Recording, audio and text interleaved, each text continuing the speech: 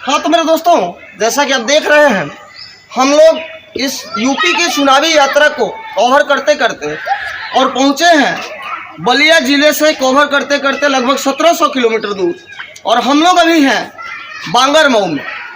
और जैसा कि आपने देखा कि हमने आपको लखनऊ बीजेपी हेडक्वार्टर से, समाजवादी पार्टी हेडक्वार्टर से और सब जगह से आपको चुनावी मुद्दों को हमने दिखाया, लेकिन इन चुनावी मुद्दों के साथ साथ जनता की कुछ और भी समस्याएं हैं जिस पर हमारा ध्यान जाना बहुत ज़रूरी है, क्योंकि इन समस्याओं पर हम ध्यान न दे करके अपने सभ्यता और संस्कृति दोनों को खो रहे हैं। आज समाज में सबसे प्रबुद्ध वर्ग का तक से भोजन मिल पाता है और ना ही रहने के लिए अच्छे से घर मिल पाता है। यहाँ तक कि आज 3 साल के इस कोरोना महामारी में अगर देखा जाए तो एक मजदूरों से भी बदतर हालत जो है शिक्षकों की है। और इन बातों को सत्यापित करने के लिए और इन विचारों को रखने के लिए हमारे साथ बांगर मऊ के कुछ अच्छे विद्यालयों के शिक्षक उपस्थित है, और हम चाहते हैं कि बारी बारी से हम इनसे बात करें। लेकिन दोस्तों, एक बात ध्यान दिया जाए कि हमारे पूरे समाज को आगे बढ़ाने वाले शिक्षक यदि शोषित होंगे तो किस तरह के समाज का विकास होगा, ये हम क्यों बताएं आपको, आप खुद ही सोचो। क्योंकि जो शिक्षक आपके बच्चे को पढ़ाने के लिए दिन पर दिन आपके लिए मेहनत करते हैं, अपनी रोजी रोटी का जरिया तो एकमात्र है, लेकिन जो शिक्षक आपको पढ़ाते हैं उनके एक भी तरह के जो कीमत है वो गार्जियन किसी शर्त में नहीं दे सकते हैं। आपने जो ट्रेंड किया है वो हमारे देखिए, इस जवाब से आप समझिए कि इनके पास निजी संपत्ति के रूप में अगर देखा जाए तो ये कुछ इकट्ठा नहीं कर पाए हैं, फिर भी चेहरे पर संतोष का भाव है और बिल्कुल संतुष्ट है। एक समाज को डेवलप करने का जो तरीका होता है वो इन शिक्षकों से सीखना पड़ेगा। और एक बात मानिए, यदि शिक्षक वर्ग शोषित होगा तो आपके समाज का विकास कतई संभव नहीं है। हिमांशु जी, आप ये बताइए हमें, आप किस क्लास तक के बच्चों को पढ़ाते हैं? क्लास 8 तक के बच्चों को पढ़ाते हैं। आप जिस भी निजी विद्यालय में पढ़ाते हैं वहाँ आपने कोई परेशानियाँ फेस की?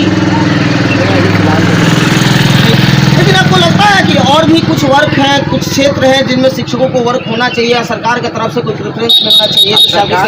सरकार की तरफ से तो सबसे पहले नई शिक्षक भर्ती लानी चाहिए, ज़्यादा से ज़्यादा लोग फिक्स होना चाहिए कि वो उनको एक न्यूनतम राशि उनको किसी भी नहीं, CBSE जो है उनके तरफ से तो प्राइवेट शिक्षकों को देने के लिए मानदेय तय किया गया, लेकिन रह गई बात कि अब ये जो प्राइवेट विद्यालय हैं ये अपनी मनमानी करते हैं, जिसके कारण आपको उसका लाभ नहीं मिल पाता। तो कहीं ना कहीं इस पर ऑडिट का एक सिस्टम होना चाहिए कि हर साल जो है इन चीज़ों को चेक किया। जी बिल्कुल होना चाहिए, क्योंकि CBSE का जो भी करिकुलम होता है उसमें एक शिक्षक की जो भी सैलरी होती है वो फिक्स होती है, लेकिन जो प्राइवेट संस्थान होते हैं वो अपनी मनमानी करते हैं और इसके बाद में वो अपने हिसाब से टीचर को पे करते हैं। अब देखिए, जो सामने शख्स है, ऐसे तो एक शिक्षक होने के नाते परिचय के मोहताज नहीं है, लेकिन फिर भी मैं एक छोटे शब्दों में इनका परिचय मैं करा दूँ। इनका नाम मृत्युंजय कुमार उपाध्याय है, और जब हमारी इनसे बात हुई तो पता चला कि ये बांगर मऊ के एक मशहूर और उसके निरस्तीकरण पे कभी कोई सवाल उठा, ये सबसे बड़ी मतलब कहने का मतलब है कि एक तरफ से हाथ पहले काट दिए। जी बिल्कुल, एक शिक्षक से ज़्यादा लाचार आज समय में कोई नहीं, प्राइवेट विद्यालय में। और दूसरी सबसे बड़ी समस्या क्या है कि शिक्षकों को समाज का एक प्रबुद्ध वर्ग बोला जाता है। तो जिस तरह एक जबकि इनकी अगर आय देखी है तो रोज मजदूरी करने वाले एक मजदूर से भी कम, लेकिन मजदूर के सामने एक बातें हैं कि मजदूर जो है वो जा करके किसी से मांग के अपना काम चला सकता है, लेकिन ये शिक्षक साहब मर जाएंगे लेकिन किसी से रोड पे भीख मांगने नहीं जाएंगे। और देखा जाए तो इनके द्वारा कुदाल चलाना भी संभव नहीं है, ये कुदाल चलाकर और अपना भोजन और पालन कर पाए। अब जरा सरकार विचार करे कि चुनावी वादों में जितना दम सरकारें दिखा रही है, क्या इन शिक्षकों पर सरकार का ध्यान और विचार नहीं जाना चाहिए? मैं सिर्फ अपने आप को ठगा हुआ महसूस करता हूँ। 18 वर्षों से सेवाएं दी हैं, मैंने अपने देश के विद्यालयों को, देश के भविष्य की आधारशिला का निर्माण किया है, और उसके बदले में आज मुझे कुछ नहीं मिला। अभी तक कुछ नहीं मिला।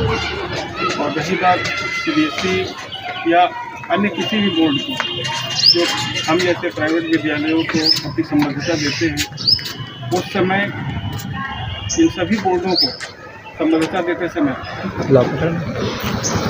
हमारी योग्यता, हमारी डिग्रियां और बोर्ड को दी जाने वाली हमारी सेवाएं, ये सब कुछ तो चाहिए, लेकिन अभी तक हमारी कोई भी व्यवस्थित सेवा नियमावली नहीं है, पहली बात। दूसरी बात ये कि विद्यालयों में कार्य करने के दौरान तो कुर्सी बहुत ऊँची होती है, कहने को तो उसका रसूख होता है, लेकिन जो ज़मीनी सच्चाई है वो ये है कि विद्यालय को कैसे चलाना है ये उसकी जिम्मेदारी होती है।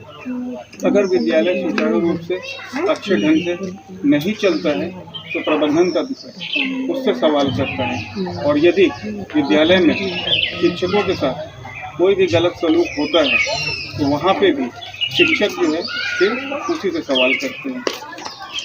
अब नियुक्ति के समय की मैं बात करूं कि नियुक्ति के समय जो नियुक्ति की शर्तें हैं वो तो प्रबंधन तंत्र शायद शिक्षकों से अपने हिसाब से उनसे दस्तखत करा करके रख लेता है, लेकिन अभी भी प्राइवेट क्षेत्र के विद्यालयों में नियुक्ति पत्र देने का कोई चलन ही नहीं है, जिससे कि शिक्षक कभी भी अपनी सेवा शर्तें या सेवा और जिस तरह के चेकबुक, पासबुक, ATM कार्ड ये प्राइवेट विद्यालय के संचालक अपने पास रख लेते हैं और हमारे ही खाते में हमारा ही वेतन डाल करके वो पैसे निकाल करके हमारे साथ जो बात तय होती है मात्र उतनी ही राशि दे करके बाकी का काला धन वो अपने पास रख लेते हैं। देखिए, तो जैसा कि स्पष्ट रूप से यहाँ पे एक पॉइंट नोटिस करने वाली है और सब लोगों को समझने वाली है कि अगर भारत सरकार कोई सिस्टम बनाती है तो सिस्टम को तोड़ने वाले उसका उपाय पहले से सोच के रखे हुए,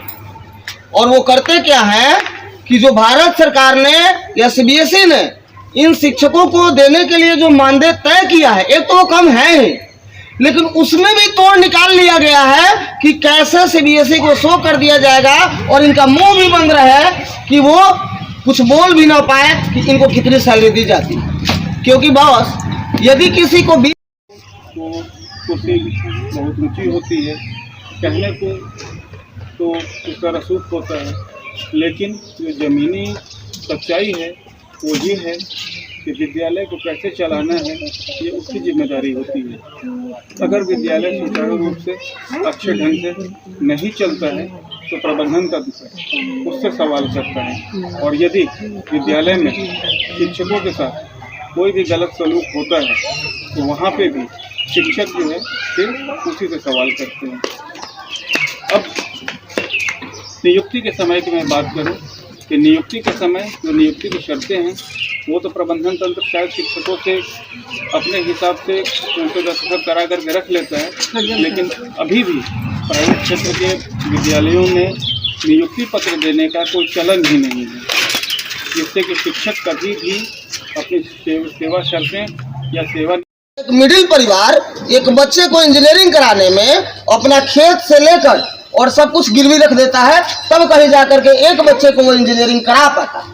जी बिल्कुल सही कह रहे हैं। और उसके बाद भी पहले तो इनको बेरोजगारी का शिकार होना पड़ता है, और जिसके पास ये जाते हैं रोजगार के लिए उसके बाद इनके साथ छलावा भी होता है। अब बताइए साहब कि आप रेलवे लाइन पर बच्चों को पिटवा देते हो, बेरोजगार बच्चों को पिटवा देते हो, FIR दर्ज करा देते हो, इन युवाओं के पास क्या विकल्प है? ये तो सरकार इसको जवाब देना पड़ेगा, आज दे या कल दे। अभी चुनावी वादे हैं, चुनाव का समय है, लेकिन शिक्षक एक समाज का सहनशील वर्ग होता है, जिसके कारण जो शिक्षक है वो आपके सामने रोड पर उतरकर कभी भी आपसे अराजकता फैलाते हुए मांग नहीं करेगा। लेकिन एक बार समझ लीजिए साहब कि जब ये सारे शिक्षक एक बार कटेगा आपको हम पूरी सैलरी देंगे, जो जैसे वेकेशंस होते हैं, समर वेकेशन और विंटर ब्रेक होता है, उन सब की भी आपको पूर्ण सैलरी मिलेगी। बट जब सैलरी देने का नंबर आता है तो उस टाइम पे तरह तरह के नए बहाने आ जाते हैं कि फ़ीस नहीं जमा हो रही है, या हमारे पास है नहीं पैसे और मैनेजमेंट के पास पैसे नहीं है, स्कूल में फंड करने के लिए, लेकिन क्या इससे एक टीचर का घर चल सकता है? इन बातों से नहीं चल सकता। तो उसके लिए हमारी सरकार को इस तरफ ध्यान देना पड़ेगा कि सिर्फ गेहूं चावल बांटने से देश का भला नहीं होगा। कि आपने राशन दे दिया, सिर्फ राशन में 2 चीज़ें देने से क्या खाना बन जाएगा उसके घर में? नहीं बनेगा, किसी शिक्षक के घर में नहीं बनेगा। 2019 में रेलवे का फॉर्म आया था, 500 रुपये की फ़ीस रखी गई उसकी। क्या एक रेलवे के ग्रुप सी या ग्रुप डी के फॉर्म के लिए इतनी फीस 100 रुपये होती है, और रेलवे के फॉर्म के ग्रुप सी के लिए फॉर्म के लिए आपके पास 500 रुपये फीस है, और वो 3 साल हो गए उसकी, तो 2022 आ गया 19 में।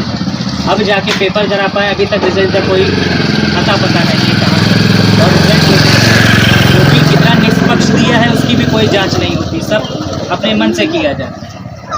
इसमें पिसता कौन है? इसमें शिक्षक वर्ग पिसता है और स्टूडेंट, देश के युवा पिसते हैं, जो आस लगाए बैठे हैं कि इस साल भर्ती आएगी तो हम अपना भविष्य चमकाएंगे।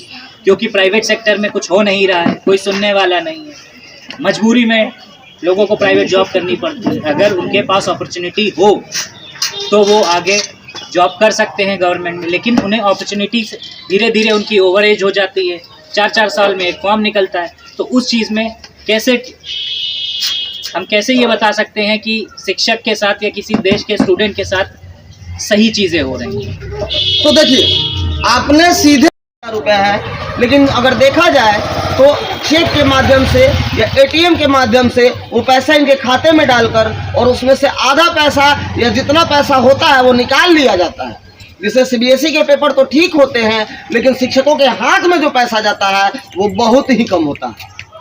दोस्तों, अब देखिए, हम इनसे एक बार बात करेंगे कि आप तो एक संचालक रहे हैं, एक प्रिंसिपल होने के नाते प्रशासनिक अधिकारी रही है, पूरे एक विद्यालय की गार्जियन रहे हैं। जी जी। उस नाते आप विद्यालय प्रबंधन के साथ और शिक्षकों के बीच का चैनल जो है स्कूल का प्रिंसिपल होता है जी।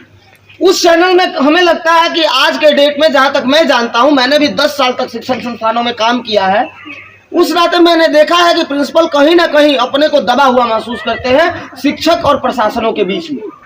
इसके बारे में आपका क्या मत? जी देखिए, प्रबंधन तंत्र और शिक्षक ये 2 ऐसे पार्ट हैं, और उसके निरस्तीकरण पे कभी कोई सवाल उठता है, ये सबसे बड़ी मतलब कहने का मतलब है कि एक तरफ से हाथ पहले काट दिए। जी बिल्कुल। एक शिक्षक से ज़्यादा लाचार आज के समय में कोई नहीं, खास करके छोटी व प्राइवेट विद्यालय में।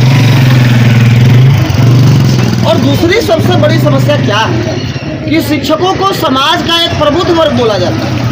तो जिस तरह एक गतिविधि अगर आय देती है तो रोज मजदूरी करने वाले एक मजदूर से भी कम, लेकिन मजदूर के सामने एक बातें हैं कि मजदूर जो है वो जा करके किसी से मांग के अपना काम चला सकता है, लेकिन ये शिक्षक साहब मर जाएंगे लेकिन किसी से रोड पे भीख मांगने नहीं जाएंगे। और देखा जाए तो इनके द्वारा कुदाल चलाना भी संभव नहीं है कि ये कुदाल चलाकर और अपना भोजन और पालन कर पाए।